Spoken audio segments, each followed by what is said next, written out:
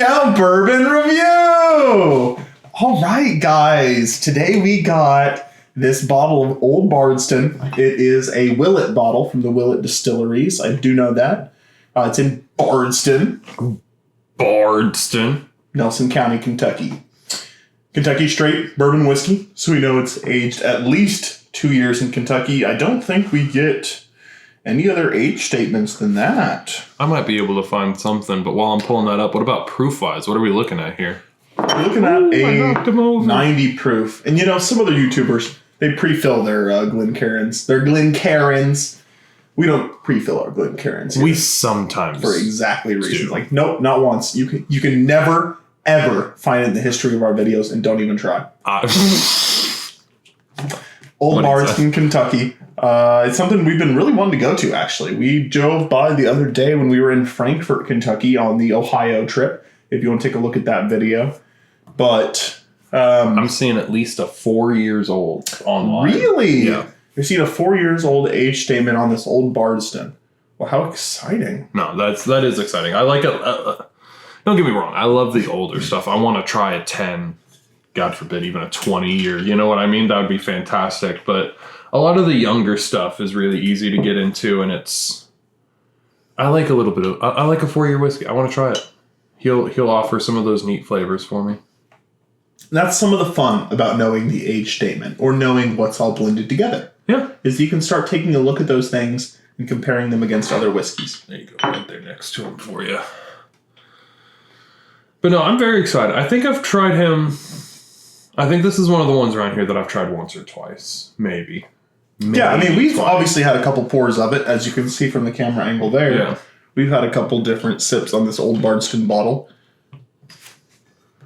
So it's not a blind test, but I don't really remember too much. Yeah, that's another thing about bouncing around a couple different whiskeys. And some of the fun about documenting it. Ooh, I like him. He's sweet on the nose. He's sweet on the nose. Sweet. But honestly, I get it. He's coming at me a little bit. He's a little ethanol forward. He very much is. For smelling some of the other ones we have at this proof, he's definitely spewing off some fumes. He is. But when you get past those fumes, I'm finding a little bit of, I want to say a lot of bit of vanilla and a little bit of caramel. You know what I mean? I'm not really getting any of those fruits. I'm getting a little bit of smoke, not a whole lot of oak on this one. No, I agree. I think he's a really sweet sipper overall. Oh, he is. Well, it's very sweet. I mean, it's almost a mouthful of candy sweet. You know what I mean? He's on the nose. I don't want to use the word offensively, but that's almost how sweet he is. I mean, he comes off very strong on the sweet nose. I'm definitely getting a lot of those vanillas. I'm getting a lot of those oak characteristics too. I'm not getting too much oak. I'm getting a lot more smoke. Smoke and sweet. I mean, when we compare it against our base, if you're smelling vanilla, smelling a log versus smelling like a bottle of liquid smoke, yeah, I gotta agree. I think it's a little more smelling like the seasoning, smelling the liquid smoke. Yeah. All right, first sip though. How's she gonna taste? There's some pepper for me. There's some seasonings in here. Ooh, for 90 proof, he goes down easy. He's very light. Now, I've always known Willet to go down smooth. We did a nip of that Willet Green Top. We haven't ever been able to get a whole bottle. That's all I've ever got my hands on is that Willet Green Top. A little nip, a little tiny guy. Because he is out of the official budget bourbon review budget. Yeah, he is. He absolutely is. So just this little guy right here. Yeah, but we keep our little nips around. He was good. He was wonderful. I liked him. And he's reminiscent. You know what I mean? Mm-hmm. They're both light, I would say.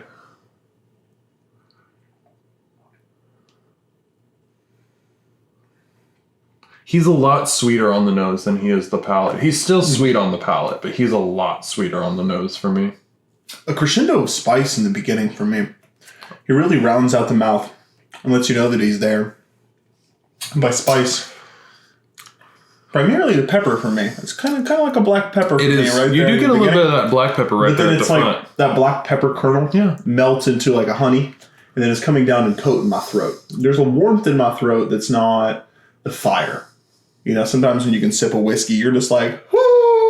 right. I feel like that's just a spot on description. I don't think I would put it any other way. Mm-hmm. That's right there on the money. Nose for me, he's good. He's wonderful. He's very sweet. I do like a sweet nose. Yeah. That does make me want to come back to it. But there's nothing too crazy complex about it. I'd put him at a 6 or a 7 when it comes to nose. No. He's good. He's a little above average, but... For me, I was having a little trouble getting past the ethanol. I was having a little trouble getting past the heat on them, especially in a 90 proof. I generally expect them to be a little bit smoother. We're just coming off the Weller Green review that we did. Yep. Be sure to go check that out. My all-time favorite bourbon. Yep. Not to spoil it, but it's got such a sweet and smooth nose. When you come to something like this, it's hard not to compare it to things like ethanol and gasoline fumes. But I don't think it's quite as aggressive as the latter statement I said. I think that it's still got a fine bourbon smell. Yeah. With those characteristics of oak and spice. But as far as flavor, I think the flavor is going to be a lot better than the nose. I think they're kind of mismatched in that way.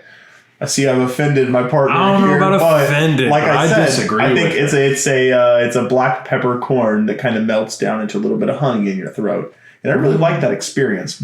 I think for a simple one-note expression like that, it's fantastic. But it doesn't offer anything super complex beyond that for me. The nose has me wanting to come back a lot more than the palate does. The palate with the black pepper, because I don't get a lot of the black pepper on the nose personally, but on the palate I definitely do. It's a little surprising coming off of the nose. It's not offensive, but it's a little surprising. It catches me off guard. And it does melt into a really nice honey kind of flavor. And it is nice. It is very nice, but nose definitely blows it out of the water compared to palate for me. And nose is, he's up there. He's a 7. I'm gonna lock him in at a 7. Okay, a 7. I think that's fine. I think that he is above average. But today I've just been the king of 6s. If you've been watching the live stream, you'll know you may have figured out if you're a good discount bourbon review fan, you may have figured out how we film so far. Yep. But as of today's filming, some of the things that we've tried today, I've been a real 6s man across the board. You have, and I think I'm going to stick with that on the nose. I think I'm right there to 6. It's above average, but it's nothing special quite yet. What did you put on number for the palate? For the palate, for the taste, I think he is a superior whiskey. I think he's pretty good. I like him. He's got that good note, and he sings it strong. I think some other whiskeys out there are kind of lost in their flavor. They have a couple different things going on, and sometimes complexity is exactly what you're going after. But I think he sings his note, and I think he sings it right. So for those reasons, I'm going to give him above average status at a 7. When you word it like that, I can't disagree with anything on that. I agree with everything that was said. I think I'll just stick with a solid 7 on it. I completely agree. What he is trying to tell you, he tells you, and he tells you good. Price, I don't remember what we spent on him, though. How much did we spend on him? He's definitely a discount bourbon. I do believe I spent somewhere in the 20 to 23 range. That's a good range. As customary on a couple videos. Seeing that. You mind checking out for us and just seeing where we're at? We can check them up on them, but I love to hear a $20 to $25 range. I'm going to go ahead and work on the cocktail round here coming up to let us know if he's going to be a cocktail or not. If you take a look at some of our Fancy Pants videos, we'll skip the cocktail round. Let us know if you want to see a cocktail round on those videos. I'm not doing a cocktail on a Blanton's. I'm not. I just won't. I'm sorry. I feel like I don't know. I think if we get enough people seeing it, we might do some funny cocktails on a Blanton's. What about the Blanton's and the bourbon cream? Okay, now that's interesting. That's what I'm saying. Let us know. I would do that. I would do a little bourbon cream. Okay, I'm seeing as low as $23, as high as $35. So that 20 to 25 that we spent seems about right.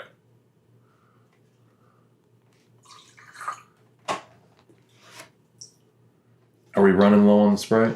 We're running low on the Sprite, but not low enough yet. Are we just going to do a little half and half? No, we'll do 3 to 1 like we do. Okay. Just a little loose 3 to 1. A little loose 3 to 1. Okay, I flip them around. Do you lose anything on the nose?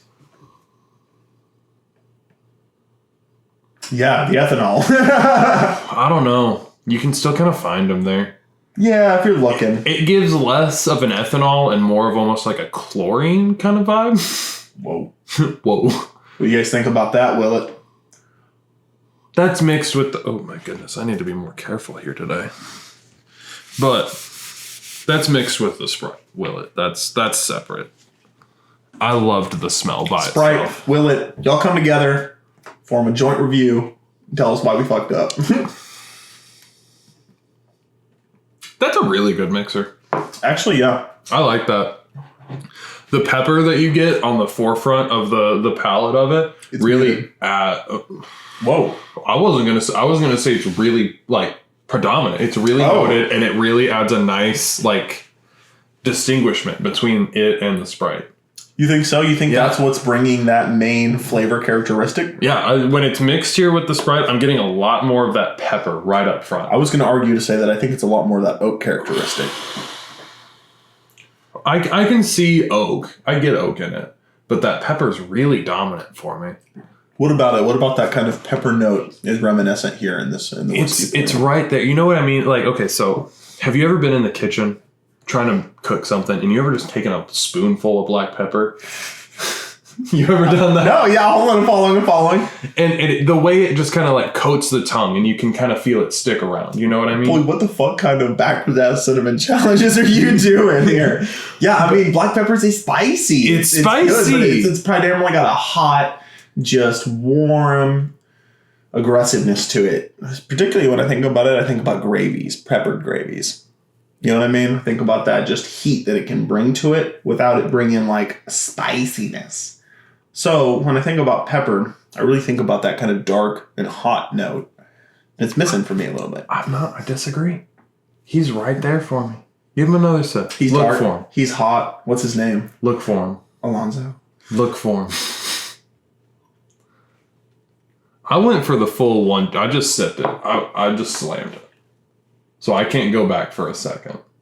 So please go back. I'm not going back for a second. We've done 4 of these so far, and our big thing is drink responsibly. So we're not going to go for another one here. I've had enough.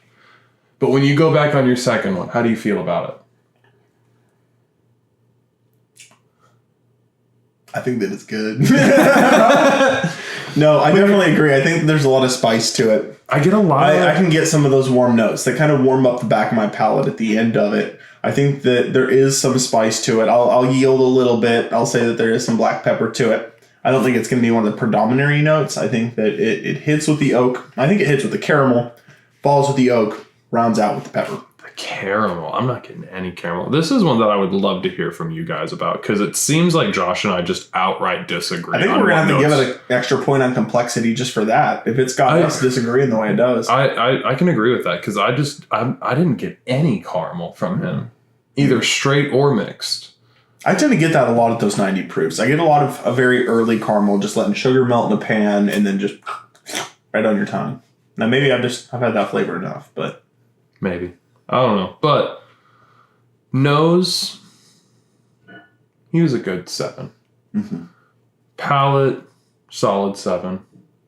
I mean, he's above average. He's up there for me. I like the way he changes on you throughout the palate.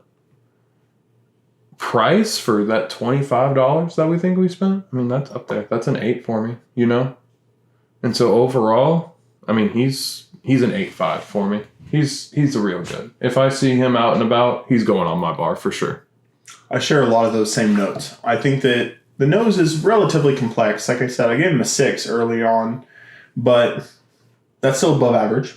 There's still some stuff to find in there. There's no X factor for me. There's nothing that just keeps bringing you back.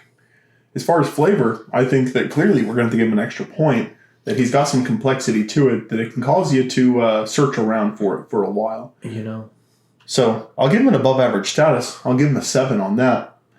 And as far as price, at that $23, $24 price point, I think he's going to be one of the more complex options while still being smooth and sweet, but not overly so.